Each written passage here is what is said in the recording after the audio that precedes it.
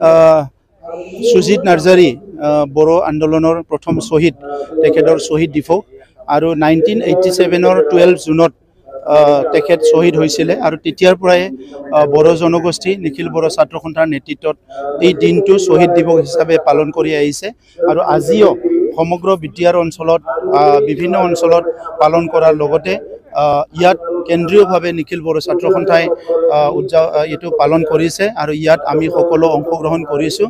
মই প্ৰথমতে আমাৰ শ্বহীদ সুজিত নাৰ্জাৰীৰ পৰা আৰম্ভ কৰি যিমানখিনি শ্বহীদ হ'ল বড়ো আন্দোলনত সকলোলৈ মই শ্ৰদ্ধা জনাইছোঁ আৰু লগতে যিসকলে নিজৰ বহুমূলীয়া জীৱন আৰু তেজ দি পেলাই বড়ো জনগোষ্ঠীৰ উত্তৰণৰ কাৰণে বড়ো জনগোষ্ঠীৰ অস্তিত্ব ৰক্ষাৰ কাৰণে কাম কৰি গ'ল তেখেতসকলক মই মোৰ তৰফৰ পৰা মই চেলুট কৰিছোঁ আৰু অনাগত দিনত তেখেতসকলৰ তেজৰ বিনিময় তেখেতসকলৰ ত্যাগৰ বিনিময়ত বড়ো সমাজখন যে আগুৱাই নিব লাগে বড়ো সমাজখনৰ ভাষা সাংস্কৃতিক অস্তিত্ব ৰক্ষা হ'ব লাগে এই কামবিলাক আমি কৰি আছোঁ আৰু অনাগত সময়ত কৰি যাম কাৰণ সেইটো আমাৰ সকলোৰে দায়িত্ব। আজি অসম চৰকাৰ ভাৰত চৰকাৰেও বহুত গুৰুত্ব দিছে বড়ো সমস্যাসকল সমাধানৰ কাৰণে। এটা সময়ত উত্তপ্ত আছিলে বড়ো অঞ্চল, আজি এই বড়ো অধ্যুষিত অঞ্চল শান্তি হ'ল, ইয়াত শান্তিৰ কপৌ চৰাই সদায় ৰাতিপুৱা গধূলি উৰি আছে। চ' এই পৰিৱেশবিলাক কেন্দ্ৰীয় চৰকাৰ ৰাজ্য চৰকাৰে গঢ়াত আমাক সহায় কৰিলে আৰু ইয়াৰ লগতে সকলো সংগ্ৰামীবিলাকো আজি মূল খুঁটিলৈ আহিল। এইটো মানে গণতান্ত্ৰিকেই হওক অগণতান্ত্ৰিকেই হওক সকলো আজি সংগ্ৰামটো অলপ সময়ৰ কাৰণে ত্যাগ কৰি সকলো জাতি গঠনৰ কামত সকলো কাম কৰিছে।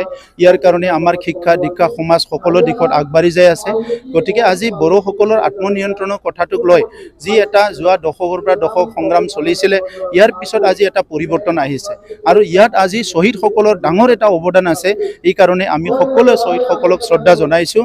আমি সুজিত নাৰ্জাৰীৰ এটা স্মৃতি তৰ্পণ স্মৃতি এটা বেদী নিৰ্মাণ কৰিবলৈ গৈ আছোঁ। যোৱা বছৰৰে সিদ্ধান্ত আছিলে কিন্তু এই বছৰ আমি ভাটিপাৰাত য'ত তেখেতৰ জন্মস্থান তাত সুজিত নাৰ্জাৰীৰ নামৰ এটা ডাঙৰ এটা স্মৃতি শ্বহীদ বেদী এটা তাত আমি নিৰ্মাণ কৰিম য'ত নেকি কেন্দ্ৰীয়ভাৱে অনাগত দিনত সকলো তাত গৈ পেলাই শ্ৰদ্ধা জনাব পাৰিব।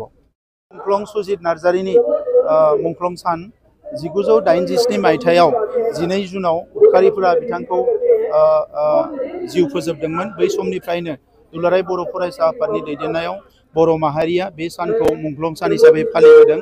आङो दिनै मुंख्लं सानाव जोंनि गिबि मुंख्लं सुजित नार्जारी बिथांनि जौ सोलेरनिसिम आंनि खुलुमनाय आरो सिबिनायखौ बावहरदों।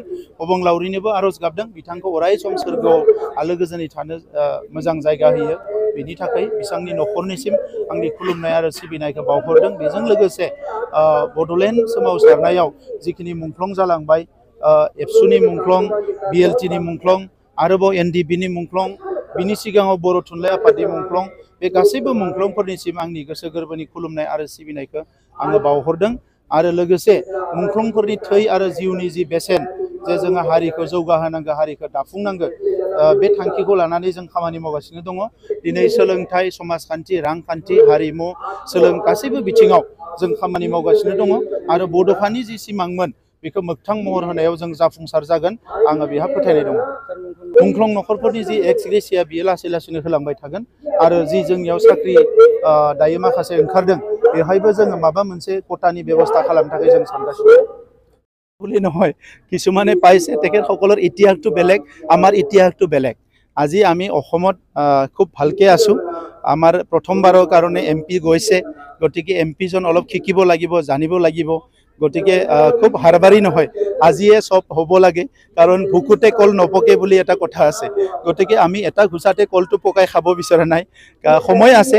আমাৰ সবচে ডাঙৰ কথা প্ৰধানমন্ত্ৰী নৰেন্দ্ৰ মোদী ডাঙৰীয়া তৃতীয়বাৰৰ কাৰণে প্ৰধানমন্ত্ৰী হ'ল আৰু প্ৰধানমন্ত্ৰী নৰেন্দ্ৰ মোদী ডাঙৰীয়াই এজন প্ৰধানমন্ত্ৰী যিজনে আজি কৈছে যে ভাৰতবৰ্ষখন বিকশিত দেশ হ'ব লাগে। বিকশিত দেশ গঢ়াৰ কাৰণে প্ৰধানমন্ত্ৰী নৰেন্দ্ৰ মোদী ডাঙৰীয়াই কাম কৰিছে।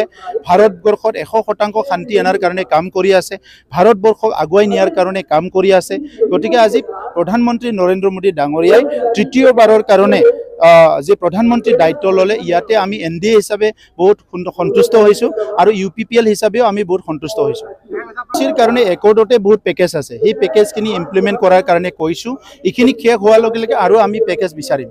পেকেজ এনে বিচাৰি থাকিলে নহ'ব, আমাক কি লাগে সেইটো ঠিক কৰি ল'ব লাগিব। এতিয়া আমাৰ ইউনিভাৰ্চিটি আহিব, NIT আহিব, স্পৰ্টছৰ ইনষ্টিটিউশ্যন আহিব, এইখিনি আমি কৰি ল'ম।